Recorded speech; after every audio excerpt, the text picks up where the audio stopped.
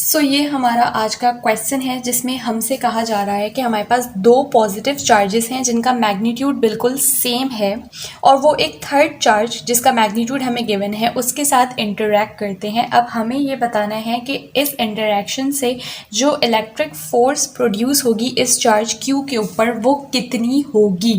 अब उसके लिए हमें सबसे पहले क्या करना है, हमें डायरेक्शंस बतानी होंगी उन इलेक्ट्रिक फोर्सेस की जो कि ये चार्ज और ये चार्ज इस Q पे जो कैपिटल Q है उस पर अप्लाई कर रहे हैं।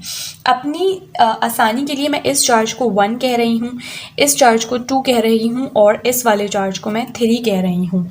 अब क्योंकि ये तीनों ही पॉजिटिव चार्जेस हैं तो Q1 इस Q3 को अपने पास से क्या करेगा, रिपेल करेगा इस डायरेक्शन में। तो इसके ऊपर एक फोर्स ये अप्लाई करेगा टूवर्ड्स दिस साइड जिसको हम कह लेते हैं F।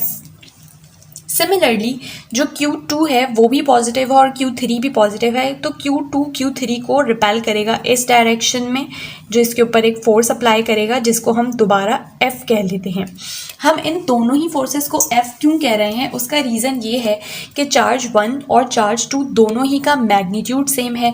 इन दोनों के जो डिस्टेंस है चार्ज 3 तक के लिए वो भी सेम है, तो ऑब्वियसली जो फोर्सेस ये अप्लाई कर रहे होंगे चार्ज 3 पर वो भी सेम होंगी मैग्नीट्यूड में। तो इसी वजह से हमने इन दोनों Q1 और Q2 की जो फोर्सेस हैं उनको सेम F फोर्स कहा हुआ है। Now the next thing which we can do is कि हम इन दोनों फोर्सेस को इनके कंपोनेंट्स में ब्रेक कर लेते हैं। तो जैसे ही मैं इनको इनके कंपोनेंट्स में ब्रेक करूँगी, इस वाली फोर्स के लिए ये होगा मेरा x कंपोनेंट और ये होगा मेरा y कंपोनेंट। सिमिलरली इस वाली फोर्स के लिए ये ही होगा मेरा x कंपोनेंट, सेम यही होगा। इसको मैं थोड़ा सा बोल्ड कर लेती हूँ और y कंपोनेंट मेरा डाउनवर्ड इस तरफ होगा। अब क्योंकि हमने इस दोनों फोर्सेस को इनके कंपोनेंट्स में ब्रेक कर लिया तो हमें इटसेल्फ इन दोनों फोर्सेस की कोई ज़रूरत नहीं रही है। मैंने इन दोनों ही फोर्सेस को क्या किया, इरेज कर दिया है। अब एक और चीज़ आप ये देखें कि y कंपोनेंट जो है दोनों फोर्सेस का एक अपवर्ड डायरेक्शन में है, एक डाउनवर्ड डायरेक्शन में है। अब ये बात तो हमने पहले ही बता दी है कि मैग्नीट्यूड क्योंकि सेम है तो फोर्सेस भी सेम होंगी, इसी वजह से y कंपोनेंट भी सेम होंगे। तो ये वाला y कंपोनेंट इस वाले y कंपोनेंट को कैंसिल आउट कर देगा, तो हमारे पास सिर्फ और सिर्फ इस चार्ज 3 के ऊपर दो x कंपोनेंट्स रह जाएंगे। एक इस वाले का x कंपोनेंट जो कि 1 है और एक इस 2 वाले चार्ज का x कंपोनेंट रह जाएगा। यानी इस वक्त हमारे पास इस Q3 के ऊपर सिर्फ और सिर्फ जो नेट फोर्स है, अगर उसको मैं लिखना चाहूँ तो मैं लिख सकती हूँ F cos theta plus F cos theta. ये वाला फर्स्ट वाले चार्ज के लिए है और ये वाला सेकंड वाले चार्ज के लिए है। अब क्योंकि ये दोनों ही सेम है तो इसलिए हमारे पास इसको हम लिख सकते हैं 2F cos थीटा। अब हमें क्या करनी है, सिर्फ और सिर्फ हमें F और cos थीटा की वैल्यूज़ पुट करनी है।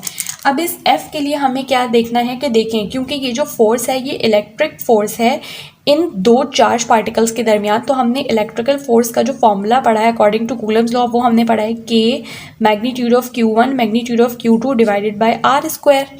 उसको अगर मैं इस वाले केस के लिए अप्लाई करूं तो मेरे पास ये जो F है उसको मैं क्या लिख सकती हूँ, पहले मैं 2 को एज इट इज़ लिख सकती हूँ। मैं लिख देती हूँ K small q capital Q divided by R square और cos theta as it is लिख देते हैं, या cos थीटा की जगह भी हम बेस अपॉन हाइपोटेन्यूज यूज़ कर सकते हैं, ठीक है, b ओवर।